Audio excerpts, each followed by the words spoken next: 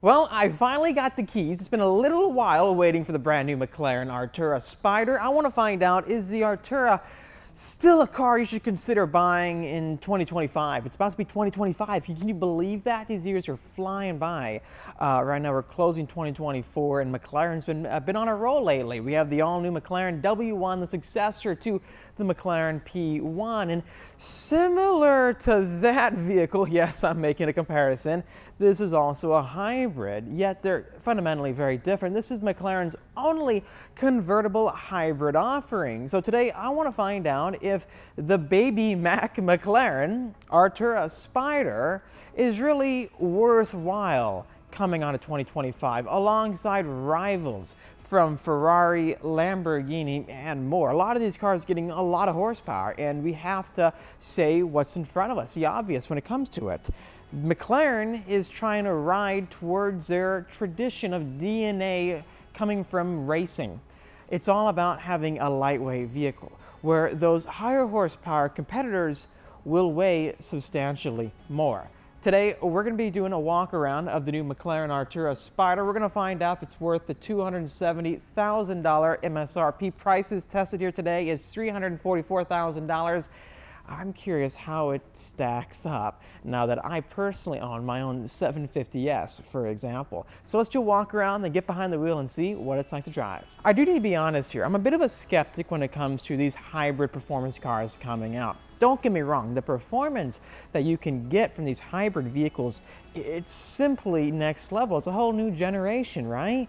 Yet, the one thing holding me back from making that entire jump into getting a dedicated hybrid performance car like a supercar similar to this is the performance detriments that come alongside having the extra batteries and the extra electric motors infused to the chassis. Because when you consider all the cars we've had up until this point, we're basically in the golden age of cars right now, right?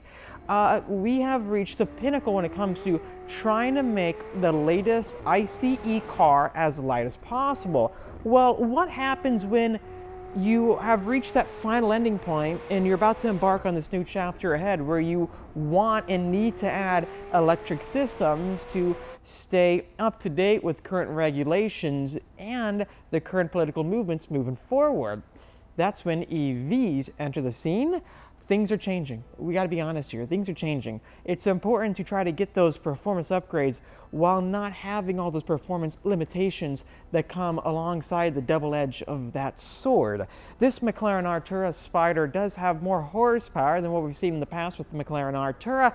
They've improved it by about 20 or so. It's making 690 horsepower with all new aerothermal upgrades, which I'll show you shortly. But walking towards the front of the vehicle, as you can see here, it's relatively completely the same. They haven't changed much when it comes to the front end of the vehicle. It still has a traditional Artura vibe where it's sleek but not too aggressive, where I think this finds a sweet spot for being a very daily drivable McLaren, not turning too many heads, but when people look at it, they definitely know it's not a standard sports car on the street. So I just want to show you the front end initially in this video. Let me walk to the sides because that's when you're going to see the full new profile of the McLaren Artura. This is it, guys, a total side profile view for the new McLaren Artura Spider. Yep, we've been waiting for a long time and finally it's here. I know I was personally wondering, are they going to make a convertible Artura? It came out a few years ago. Where is it? The audience for McLaren convertibles is just, it's so big. I think a majority of people who buy these cars, they do buy the convertibles because if you live in California or other coastal cities, well, regions, you can lower that top and just get the full experience out of your McLaren. Thankfully, with the top going down with this vehicle, it's going to sound even better. Also, there's going to be a center window, which I'll show you when we start driving, that you can lower and raise, similar to other Spiders in the market from exotic brands. That allows you to get the full exhaust note inside the car without having to lower those side windows or the top itself. Thankfully, when you buy a McLaren convertible, it's not actually losing any of the structural rigidity. Sometimes with other brands, when they make a convertible version of their supercar, you can feel how the chassis will flex. It loses rigidity and the performance on the track may not feel as balanced. Thankfully, since all McLarens use the MCLA, the McLaren Carbon Lightweight Architecture, or the carbon fiber monocoque tub, the chassis itself is carbon fiber in the center. This allows for super high rigidity, and when you go from a coupe to a Spider, you're not really losing any of that performance because the chassis is just so stiff. I love how McLaren does this, and I wish more brands did it, because if you really look at Lamborghini, Ferrari, they don't have carbon tubs for their entry-level cars. Even Maserati is adding carbon tubs, right? You can MC20, and that has a carbon fiber tub, so shout out to the Maserati guys for doing that too. I just wish more brands would follow suit with McLaren. At the same time, I kind of know why, and maybe you do too. It does increase the price. So when you increase the price of these vehicles through the manufacturing costs, the consumers are definitely going to be seeing that as well. I think everything is getting more expensive these days, and luckily this is, I think, cheaper than a lot of the competitors coming out. Regardless, we just need to look more towards the performance upgrades this is offering you. Yeah, it's got 20 more horsepower. Yeah, it's got more of the exhilarating vibe, I think, for California, having the top go down along the coast. They've also improved a lot when it comes to the suspension, dynamics of the vehicle, and the feedback. So technically speaking, if we look at these suspension units, the proactive chassis control systems that McLaren uses, the dampers are actually 90% quicker. So the response rates are more instantaneous. You get more driver feedback behind the wheel, apparently, from the press release. I haven't driven it yet, so we're going to find out. I can't wait to share with you guys my real-world just driving impressions, because I've driven the Artura quite extensively. I've even autocrossed it before in the past. It's a lot of fun just tossing around, because it's got that instantaneous torque from the e-motor, yet it doesn't weigh too much like a lot of the hybrids coming out that even we've tested here on the channel. Not only that, the braking performance is improved because they have new thermal cooling systems for the braking systems. Therefore, you can probably go longer on the track and not have the heat you soak of the brakes.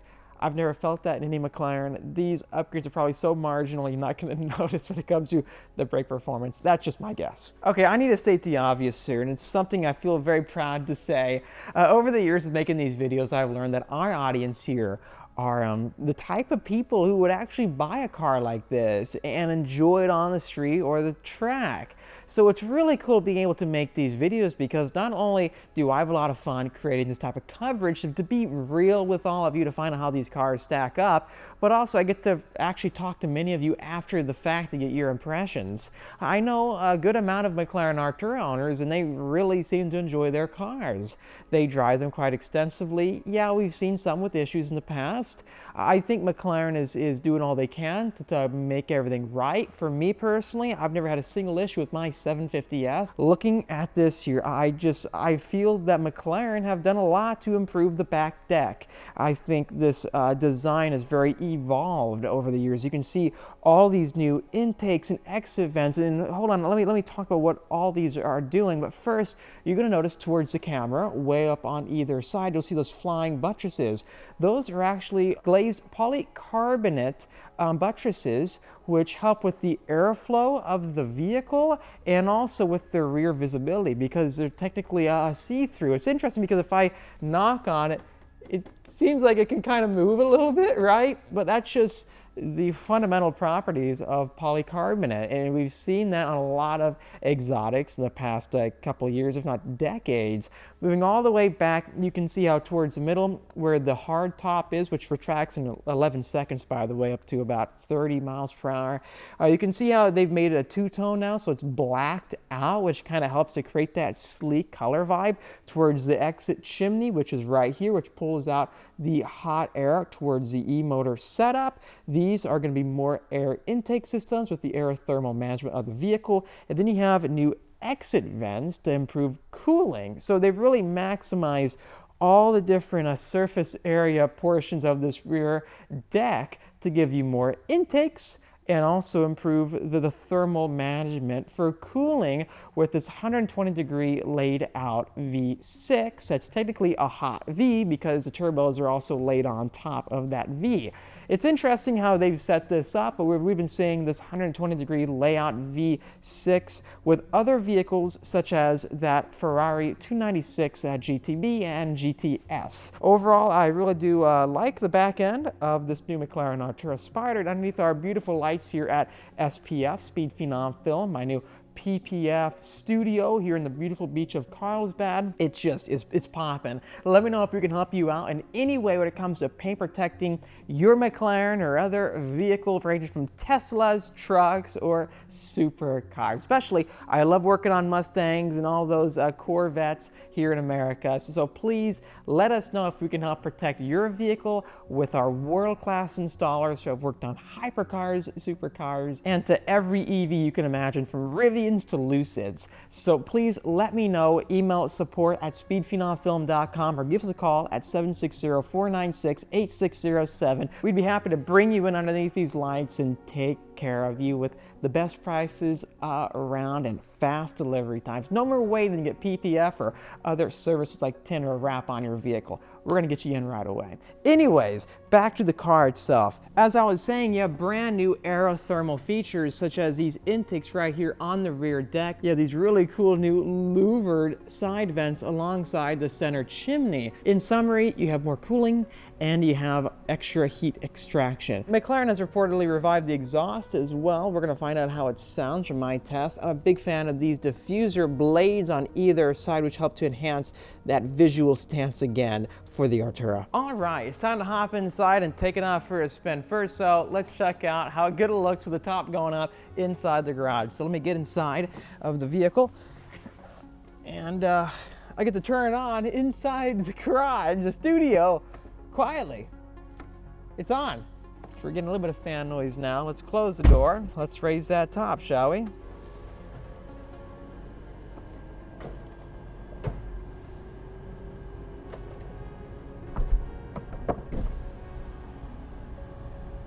Being inside this car, the new design for McLaren for this next generation, it's looking pretty nice. Everything is sleek, it's very simplistic. This center display actually is first originated inside the McLaren Senna, where it's sticking out and it's got these rounded edges and it's pointed directly towards you. There's no need for a million different HVAC controls or tons of different buttons all over the steering wheel or throughout the cabin. It's all centralized right here. So when you want to go up with the volume, spin that up. And when you want to go down with it. And I think, is there an Easter egg right there? Yeah, that's the McLaren factory, the logo, which is the yin yang. If you look down on the MTC, it shows a big pond and a building shaped like that. I had the unbelievable chance to check it out in person. I really did like the facility there. The team was very cool. I do like the rest of this performance interior. It's over $9,000 for this interior. I know, because my car has it, and it's a lot of money to deal with, I'll tell you that. However, it feels very nice with the Alcantara. Moving elsewhere, this does not have all the carbon fiber upgrades for the steering wheel. This is the standard like titanium finish, which is still nice. It's got a brushed metal look to it. Also, this same binnacle was first shown inside the Artura. Now it's in the McLaren W1, it's in the McLaren 750S. This is part of their whole new design language moving forward, where when you move the steering column, by the way, ignore all these electric noises, I think it's conditioning right now. Looking forward, if you see this display, it's moving with the steering column. And that's why they're really hyped up about it, because if you want to sit all the way back, this steering wheel with the display always keeps that same perception, like that view in front of you, and it doesn't get too far away. When you're driving, your powertrain controls are right here. So use your index fingers to go down or up. You can change your controls for the engine, whether you want it to shift very fast and smoothly, or if you want the bucks with the gear changes, it'll all be right here. Finally, when you want to go in electric mode, just spin this all the way down, the powertrain mode to electric, then you're in electric mode and you can drive around for a good while. I think it's over 10 miles in electric mode. At least that's what it said to me when I first got in it. On the left side is your handling controls. This does have variable drift control right here in the center, which is also found in the 720S and 50S. Was first introduced in those cars, which allows you to increase the settings like a video game, to loosen up the stability control system so you can slide and drift it around. Altogether, I mean, it's very just simple and clean in here. There's not too much to talk about. It just feels like an exotic car, doesn't it? You also have Apple CarPlay now. Let's pull out of the garage and see what it's like to drive.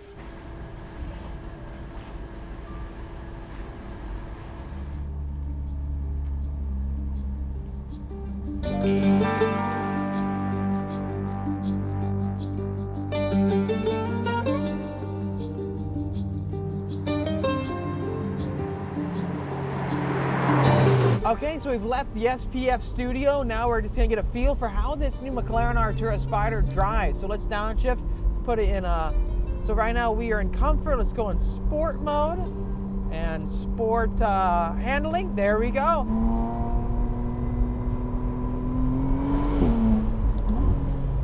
Wow. Okay, so taking some corners with the new McLaren Artura Spider.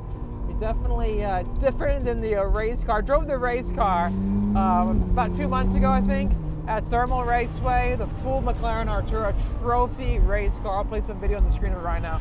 So cool being able to drive the GT3-like version of this car on the racetrack. It was so fast. But honestly,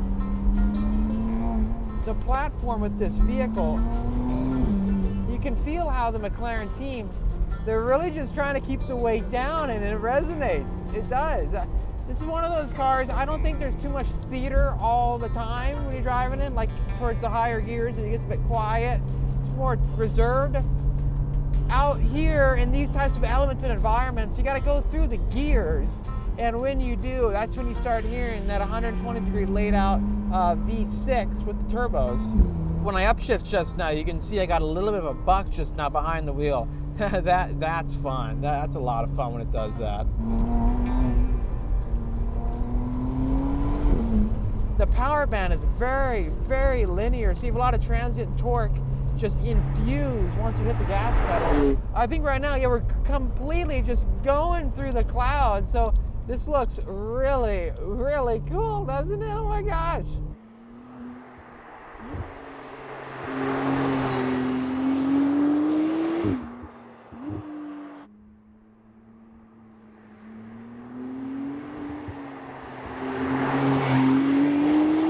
So I gotta be honest here, guys, this thing, it's very different than my 750S. 750S is a lot more just thrust. It's also the next level up McLaren, so it makes sense.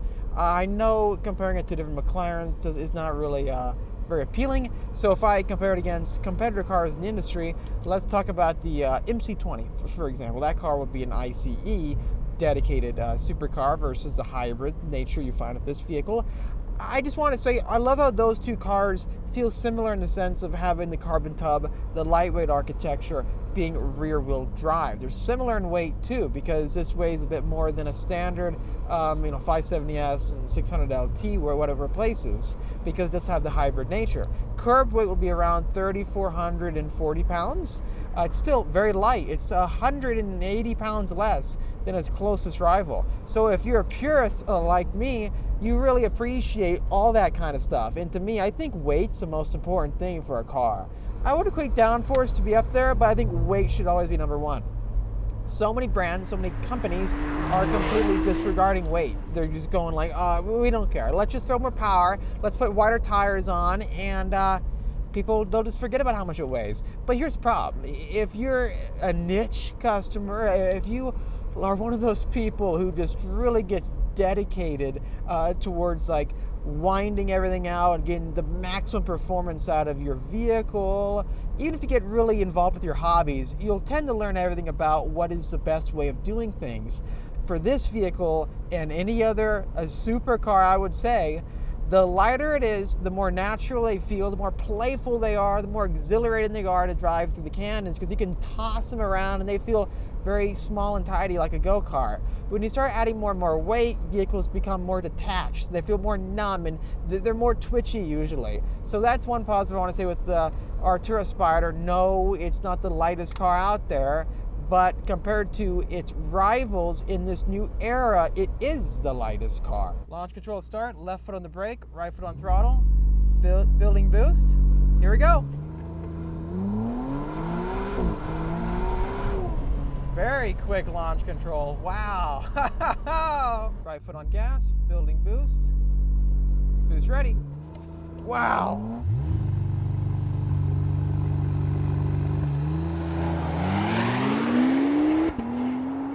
Wow, that's fun. That's a lot of fun. It's actually, it hooks up very well. How does it hook up so well?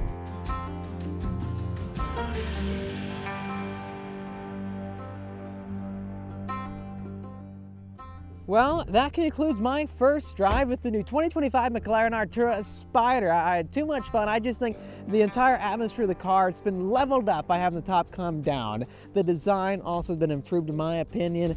They have it, more horsepower, faster and luxurious McLaren Artura. To go against the current hybrid supercars on the market. This is still the lightest one, and you still have the top down. That sounds like a pretty fascinating option to me. I would just say, from my point of view, I love getting all the performance out of these cars as possible. Since you're relying on these electric motors, the battery systems in these vehicles, just make sure that the battery is charged before you go out to the canyon. You don't want to drive the full 10 to 20 miles of EV range and then get to the canyon having to wait for the battery to recharge from the motor.